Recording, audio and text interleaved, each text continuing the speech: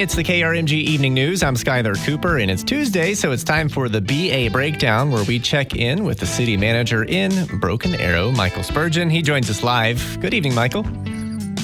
Skylar, how you doing, my friend? Great to be with you on Election Day. Yes, happy Election Day. I know that we have just a little bit of time left, just under 2 hours. And when I go vote in Broken Arrow, it's a really an orderly process. It's not too far away. It seems like Broken Arrow voters are they're confident where they have to go. They know what they're going to do. It just goes really smoothly out there. I agree with that. I mean, we have folks that they know where they're supposed to vote, and there's a lot of civic engagement within our city in all different facets. And voting's a big deal here in Broken Arrow, and we try to put out a notice. We don't tell people how to vote, but we'd like to make sure that they know that it is Election Day because we all get busy. And I heard your comments earlier about the voter turnout was down a little bit, and this is very important. We get a chance to elect those people that represent us, and I think that's extremely important. And so I'm just encouraging everyone in the region, and then more specifically Broken Arrow with a couple of hours left, is to get out and get to the primary. This is the runoff day, and there's a lot of very great races with some excellent people that want to represent us from all different levels of government. And I just hope that everyone takes the opportunity and the time to get out to vote for the candidate of their choice and make sure their voice is heard. Well, Michael, there's a few things I want to ask you about, but I wanted to start with this, which is earlier today I was happy enough to be at the grand opening for a new business in Broken Arrow, Oklahoma Pianos. They're on Kenosha. Great people that run that. There was, Mayor Wimpy was out there. There were some other dignitaries and a great turnout from the chamber. And they kept saying something, and I thought, I've got to ask Michael about this. Everybody there, from the business owners to people with the chamber to just people coming in, kept saying that Broken Arrow, or let me start that over, Oklahoma, but Broken Arrow more specifically, is very business friendly. And I wanted to ask you, what is it about BA that makes it so business friendly? Well, first off, I have to send a shout out to Jennifer Conway and her team. She's the president and CEO of our chamber, and they absolutely rock. I mean, they do an incredible job of the chamber membership, and they do these ribbon cuttings and these welcoming ceremonies on a regular basis. And that's where it starts. I think that our chamber is very engaged. And in order, you look at any city in America that has a successful business community, you're going to see a highly engaged Chamber of Commerce, Economic Development Corporation, because we want to try to help support our businesses how we can to make sure that they're successful. Broken Arrow has a great history of supporting the businesses that have decided to make investments here.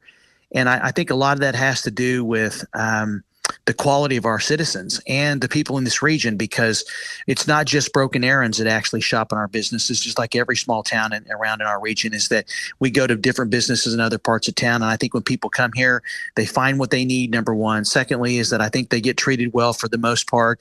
If it's a restaurant, the food here is good. If it's a service, I think they get great service. And I just think that there's a level of community pride that exists within our community. And I think that it extends to the business community as well, is they want to provide great customer service. They want great products or a great meal because they want people to come back to those doors. And so we spend a lot of time between the chamber and our tourism and economic development team going out and doing business retention meetings to find out how we can help them and engage with them about how things are going. And so I'm not surprised to hear that. It's something that we work very hard to try to maintain, because if they're not doing a good job, or if it's not a friendly place to go, or it's not good service, they're going to go somewhere else. And I'm so proud of our business community and the chamber for all that they do to keep those helping those people keep their doors open and making money and creating jobs. I mean, they are the backbone of our community.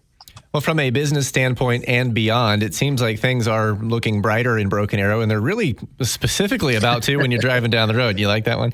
We're going to talk about that was good. LED lights coming to Broken Arrow streets. That's going to be a nice upgrade, and I would assume, because, there's a lot of talk about lights around Tulsa. Are they on? Are they off? Are they working? Are they not? And I think with LEDs, we'll probably find more consistency in the lights working, don't you think? Well, I learned 35 years ago when I got into this business, anytime I can add a street light to a street, I'm going to try to do it, because adding a street light to a street does so much for a neighborhood in terms of illuminating the area or providing safety and security. And so street lights are very, very important to me. So when I learned about this initiative, I was extremely excited. technology changes, and I think PSO is our power provider. They've had some difficulty with their supply chain getting the replacement parts for some of these, and they're in the process of upgrading their technology. And there's over 5,100 lights that they're going to be changing out between now and the end of the year. And so we're very excited about this because it is going to be a new technology that's going to be more efficient.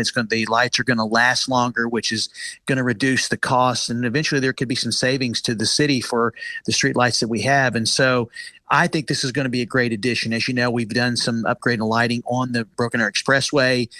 We've got new decorative lighting around town. And I think it just creates a sense of pride when you have brand new lights within your community. And also, it's going to be less intrusive in some ways, from what I understand from looking at this lighting. And I just think this is a great partnership we have with PSO, and then recognizing the importance of the ever-evolving relationship they have with their customers to provide them with the very best technology and very best service. And the lighting it's not just about electricity, it's about providing street lights and lights and when you go outside. So we couldn't be happier about this investment they're making. Michael, you could ask my girlfriend how crazy particular I am about lights and color temperature. I went to the painstaking effort of getting new lights in my house, and I bought every bulb there is. Do you happen to know what color temperature family they're going with on these new lights? Oh, here we go. Well, let me tell you something. I think, and we've been doing this for 7 months now, and you haven't stumped me yet, but I think you're going to stump me on this one because, quite frankly, that's way above my pay grade. But I will certainly find out and have an answer for you next week. If I may offer Michael Gordon, he's listening. Okay, I'll offer the suggestion that somewhere in the 4,000 Kelvin range would be probably the most comfortable for drivers. Well, I'll have to find out because I don't like not having the answer to a question. So I'll have to find out from Michael Gordon, who's our representative from PSO.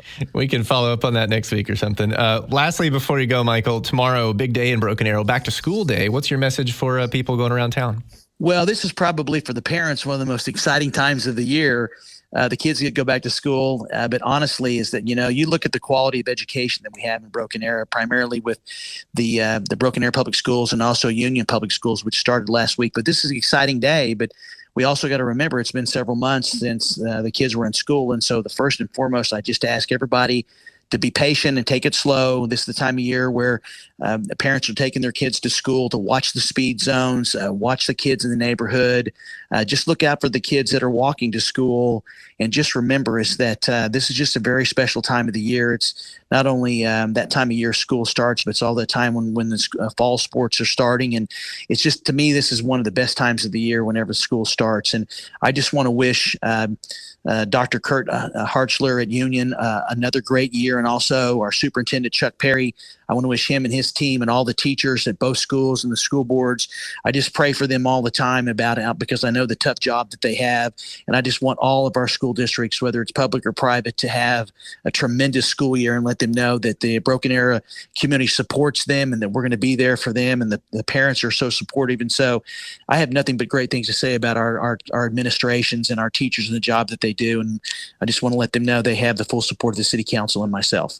That is Michael Spurgeon, the city manager in Broken Arrow, Oklahoma. This is the BA Breakdown. Michael, we'll talk to you next week. Okay, my friend. Take care. Bye-bye.